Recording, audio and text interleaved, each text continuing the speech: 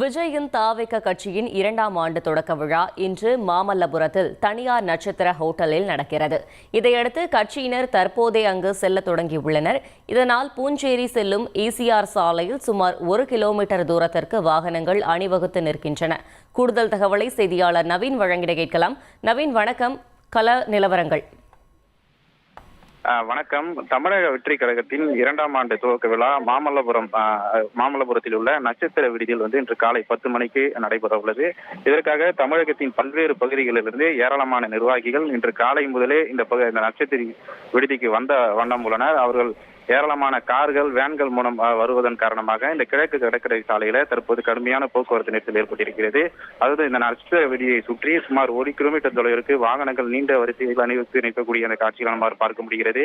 அது காலை 7 மணி முதலே நிர்வாகிகள் உள்ளே வர துவங்கி இருக்கிறார்கள். அதே போல இந்த வழிநடிகளும் கட்சி கொடி, பேனர் போன்றவை வைக்கப்பட்டுள்ளது. அதில் பல்வேறு வசனங்களும் இடம்பெற்றிருக்கிறது. அதே போல ஒரு சில இடங்களில் பேனர்கள் கிழிக்கப்பட்டிருக்கிறது.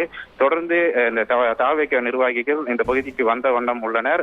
அதாவது 3000 பேருக்கு மட்டுமே உள்ளே அனுமதி வழங்கப்பட்டிருக்கக்கூடிய நிலையில தற்போது வரை 1000க்கும் மேற்பட்டோர் மண்டபத்தின் அதாவது நட்சத்திர விடுதியின் உள்ளே சென்றிருக்கிறார்கள். தொடர்ந்து வாகனங்களின் வருகை என்பது அதிகரித்தே காணப்படுகிறது.